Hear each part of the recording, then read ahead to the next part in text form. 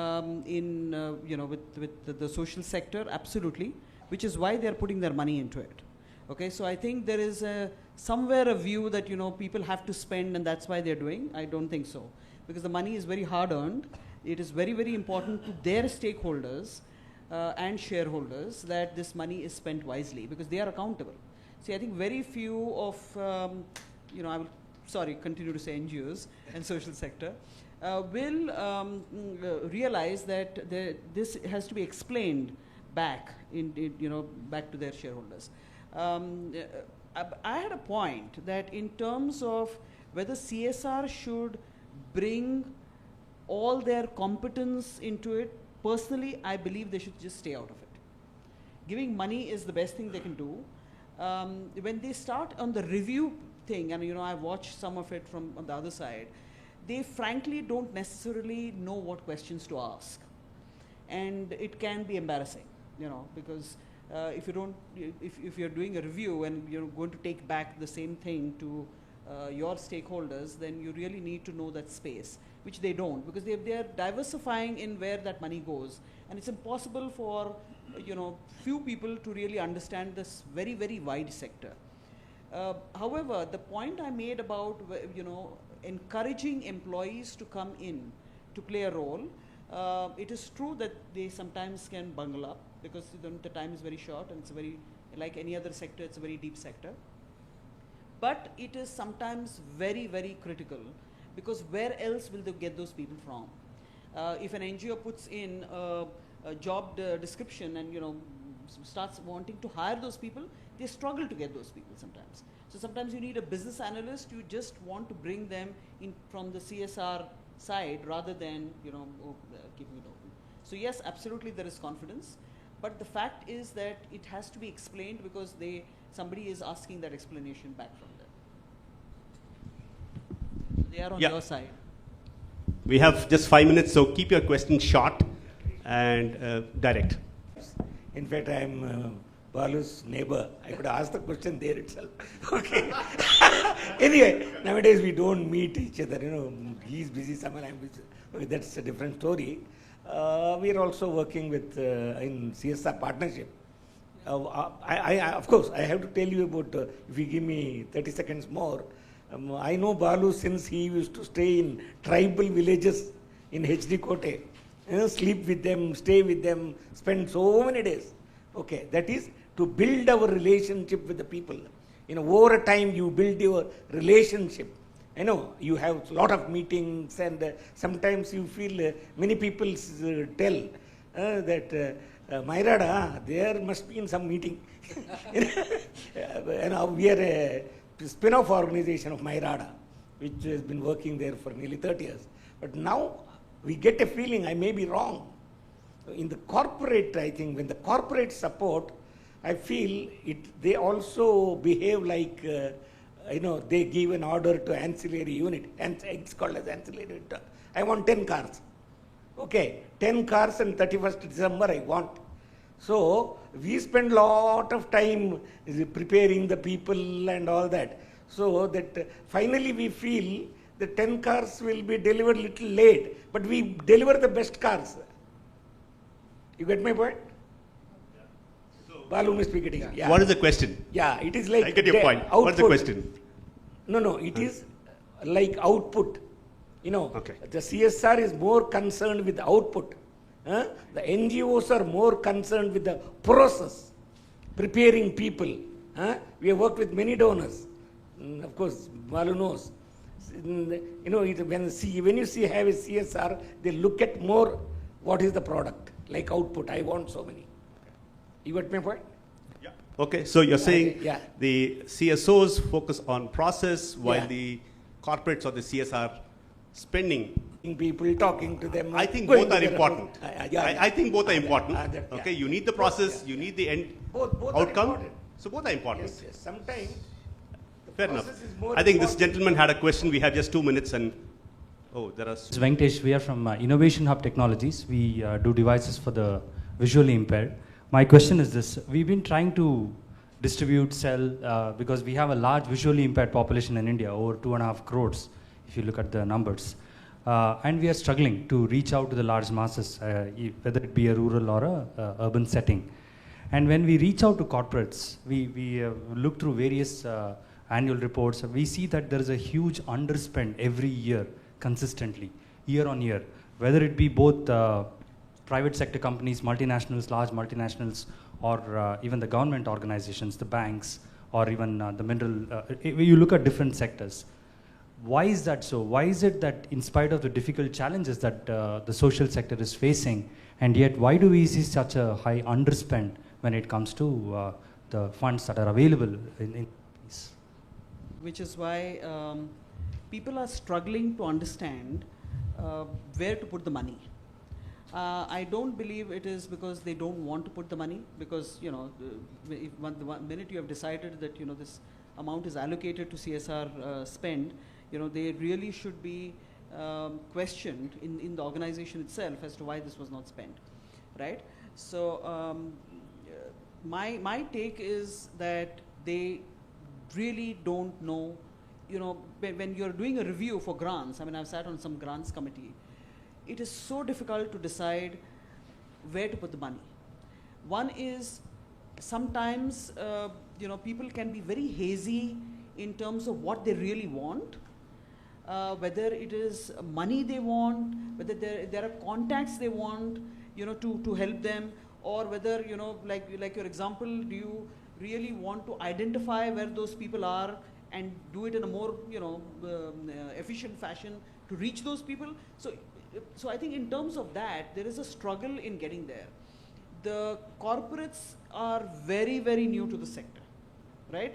And as someone said before me, you ask somebody who knows how to spell that and put that person to head it, is not really the most efficient ways to do it. So I believe that over the next 2-3 years, there will be people who have worked in social sectors who will come to head the CSR. That is when this will start becoming, that is when it will start becoming meaningful, because they just don't know how to do it right now. So just taking off from Nandita, once companies have decided what should be their focus for their CSR spend, there's another process which many companies go through. It's called due diligence. Which partner should we work with? Okay, so financial capability, they should not have political affiliations. Do they have audited accounts in place? Can they do program management? Who are the key people on the board?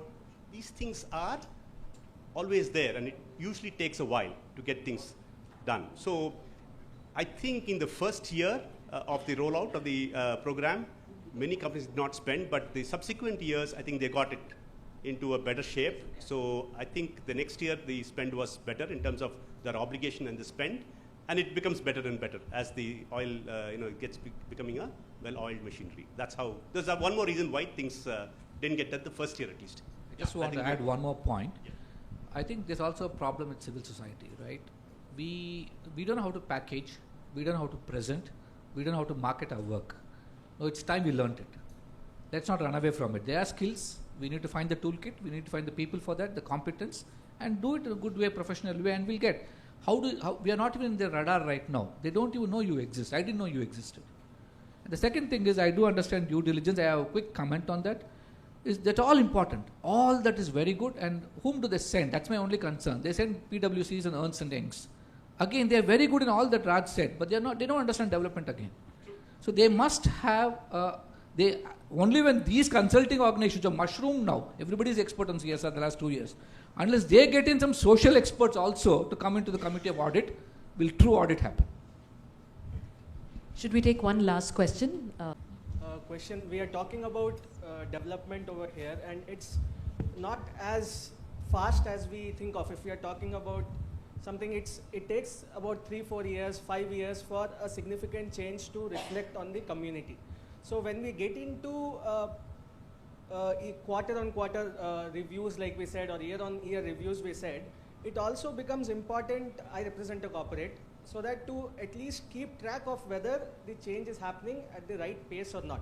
So I just feel that it is also important, also keeping the way of working of the CSOs in mind, to keep track of whether the change is happening at the right pace or not. not in a way to question on how you are working or whether it is working right or wrong. It is just to see whether it is happening at the right pace or not, or what we thought we would deliver, let's say year 5, or after that, would we be able to do it or not? See, there's no doubt on that. If you are like what logical framework approach is much better than corporates do. We know what a means of verification. We know what indicators of verification are. We do that. But the problem is you don't agree to what we say. You come up and say it is this way, and it has happened every quarter. Now, development is a slow process. It's not even 3 years or 5 years. Now, to me, the way I understand, that's why you said the process. The process is important. It may take 10, it may take 20. There's so many new things which will come up in the ecosystem or environment which will reduce it or enhance it. We don't know how it will operate. We work with that openness. I'm not saying we should not be accountable, don't get me wrong. But I want to be accountable for my process. I want to be accountable for the sincerity of my attempt, for bringing the best possible skill sets into that. But I want you to come in open-minded. That's all I'm asking for. Come in open-minded, work with me, we learn from each other, learn together from communities, we'll possibly make an impact. Okay? I think that should be... Can we take one last question? I have the background of Masters in Social Work. I have been part of some of the NGOs in my earlier career. And my understanding, and I'm currently holding a HR position with an IT firm.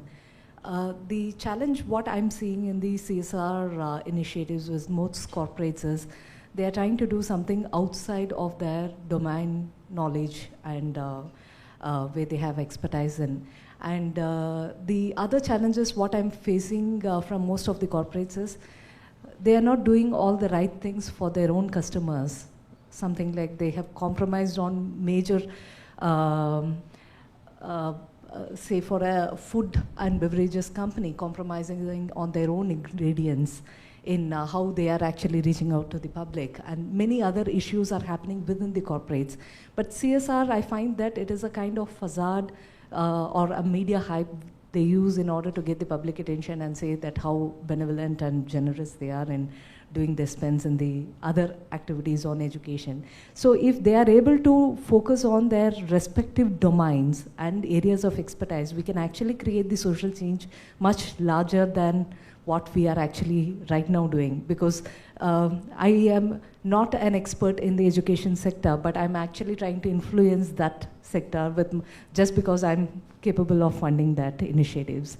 But if an IT company or whatever is the core expertise of the company, if we are leveraging on those skills and extending that as part of the CSR initiative for the social change, that might actually create a bigger impact, I feel. So, and my question for the panel would be like, because whatever changes which we are doing right now, it is not creating that impact, that larger impact which we want to create for the entire nation. So is there any particular community like NASCOM or any other community of network of CSR and NGO organizations which we can come together, bring in a kind of work together on the best practices, how we can actually focus, how we can do the transformation, a guidance for all the HR leadership or the business leaders who can actually give a directive for the social change, rather than, because these conversations keep happening that CSOs and NGOs, we can do each other better for each other. But how we can actually make the bottom line impact, I would request the panel to get on that. I'll just take a stab on the first comment you made. I agree, we also train our own employees. We struggle to get employee participation, right? Not writing checks, we want to get that. So our sweet spot has been that we now take in, so we have two things going. We take in a group of people with disabilities, train them in our areas of expertise, our processes, okay? Internship, and then make them employable. So that because we've surmounted some typical problem, logistics. Oh, if I want to go teach in school, one is I'm not good in teaching schools, we tried that. Okay, so we don't have to do that. They're coming to our office, they're in our environment, we teach them how to work in a corporate environment, and we are teaching them our own processes, like we would teach any new entrant into the company. That has been very successful, so we are rolling it out in a big, that's one. People who have factories and so on, there is this good scheme, which is the NEEM scheme, national. This is answering your second question. So it can be done at a company level, it can be done at an industry association level, but If you look at the scheme, you can bring in people. These are basically 12th standard pass out students. Bring them into a factory. It could be anything. And train them for 2 years. Plus also fund their theoretical training on a Saturday through a NEEM partner. In our case, we have 2 partners. So, and then you fund that so that the funding for the theoretical training goes from your CSR fund, but you actually train them. Your people train them as part of the day-to-day activities. So that's a good space to be in. We found it, but this is just an example. But to the second question you have, for instance, NASSCOM does take up some national initiatives, national computer literacy mission, skills development. They are doing it, and they are talking to their membership to participate to some extent. Yeah, I'll quickly respond to that. I think it's a very good articulation of a felt need. A lot of us are filling that space, and a lot of people minds have to come together. Technically, the government had mandated ICAI, CSR Foundation to do it. They, unfortunately, this is my view, thankfully he's retired. He was a regulator who was heading it. He came from a public sector chairman, was put there. So he thought CSR is regulation. That is stupid. I believe CSR is facilitation. And so now it will change. We are putting a lot of pressure on the Ministry of Finance and Corporate Affairs now to get a good person in who understands the field. So now all those things will start happening. So that's going to happen. The earlier question of looking at employee engagement and all this, what we're good at. Now CSR, unfortunately, we got the law in this country. Sometimes many of us, including me, advocated for it. I think it's a big mistake now. Advocating for it has shifted the focus from corporate responsibility itself, from corporate good governance, that's also social responsibility, to philanthropy. Now everybody's focusing on the 2%, but they don't understand that vendor management and everything, everything is part of CSR. Now society is part of the CSR. The S is in between. They've forgotten that. They only think it's NGO and giving money to that. So I think corporates have to get their acts together, wake up, and understand that CSR is also about how they manage and govern themselves. Extremely important. Now all the big corporate in India, the public linen getting washed in the public, we all know what's happening. And employee engagement is dangerous. I am always nervous of volunteering, internships and all that. Let me just tell you, just working in hospitals, people who think they can save this world, right? We all come with this attitude. Corporates come into rural India like that, outsiders come into India like that. Just working in hospitals, because I run 2 of them, I know, it's a $4 billion industry globally, right? What are you talking? What money we have in CSR is peanuts. $4 billion industry, and United Nations did a study to understand, are they changing people's health? It's a global health issue, right? $4 billion is getting poured into healthcare around the world by volunteering and by corporates having employee engagements. Less than 5% is the direct impact on people's healthcare. So now the UN is saying, in fact the UN coined the word voluntourism. Like I do tourism in the name of volunteering. Now the UN is saying, damn it, don't go to other countries, send your checks. People can do better. So I think finally corporates, just send your money, we'll do a good job. So this extremely enthralling keynote session. So there you go, remove the entitlement, remove the God complex and the condescension, and start on fair, equal ground. Get out of the comfort zone, do more than you're meant to do. Bring in the 4 pillars that will define and deliver development, the CSOs, the community, CSR and the government. Work with each other's strengths and work on each other's weaknesses, and together as equals make the change and develop to synergize and build partnerships that will create the successes that we very much need. A huge round of applause to our keynote speakers and the fireside chat, which was moderated by Raj. So with that, I'm going to quickly invite on stage Usha from Himmat Singha Foundation to thank our speakers. We have a small memento that we want to give to each of you. There's also a donation to children, which is going to be given in the name of the speakers who've spoken today. On behalf of NHRD, there's a sum of 2,000 rupees that goes to support a child's need. So, Usha, can we thank our speakers?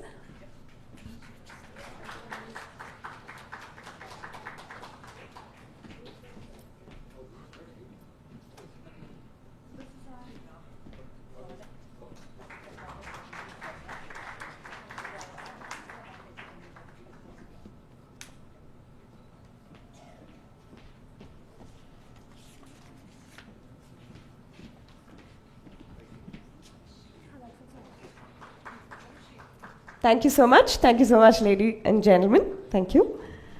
Okay, so with that, I'm going to now call upon stage Ramesh Ranjan from NHRD to say a few words. Okay, so the next thing on the program we have is a vote of thanks, because before we set the stage and go on with the rest of the day, we have a quick thank yous to be said. So that's going to be delivered by Liz.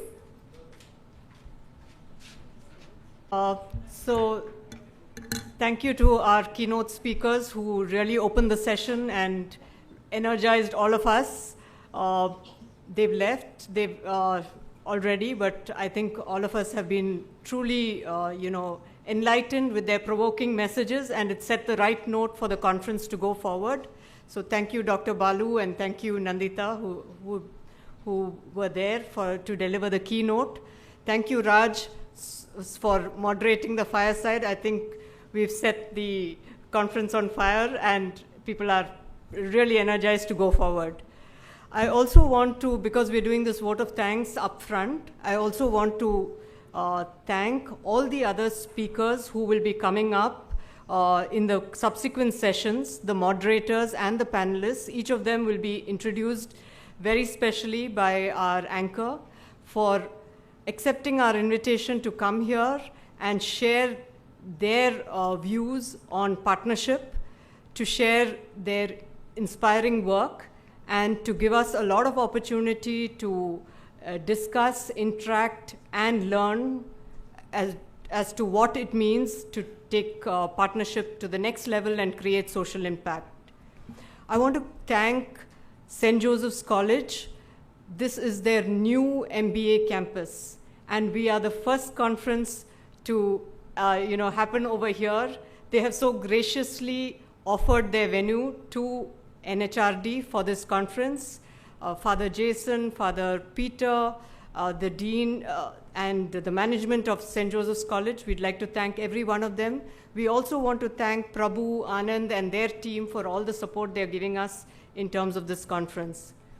We'd like to thank our sponsors, Himmat Sinka. A conference of this magnitude cannot happen without their ready support in terms of financial help. They are sponsoring not only this specific conference, they're also giving out the award for the best CSR practice. There were a number of entries. The finals are going to be evaluated on 8th and 9th, and the award is going to be given on 9th. So Himmat Sinka is sponsoring that award. Again, they are also contributing very actively, and part of their funds are going towards the main NHRD conference that is happening on 8th and 9th at Palace Grounds. The registrations are open for the conference, so any of you who would like to go and participate in that can still do that even now as we speak. Even today, as we parallelly, as we run this conference, there are other conferences happening parallelly. There's an Edupreneurs conference, there's a CHRO conference, there's a student conference also going on at the same time, and a fireside too. From Himmat Sinka's side, I would like to call out Mr. Wilson, who has been a very active supporter of NHRD. He's not here today. And also Usha, who's been helping us in our core team and who is here to represent Himmat Sinka. Thank you very much. We have in the background, again, for an event to happen like this, there are a lot of people working in the background. So our design team, Spellbound, event mechanics who's created these wonderful banners and standees, and everybody else from the NHRD team who have helped us in logistics, a big thank you to them. My special thanks to the audience here. All of you represent leadership in terms from the HR space, CSR space, and the social sector space. You have, come here, and I'm sure you're going to benefit a lot from the interactions today. This conference is all about your learning, and we thank you so much for being here today. Our caterers and for food and beverage are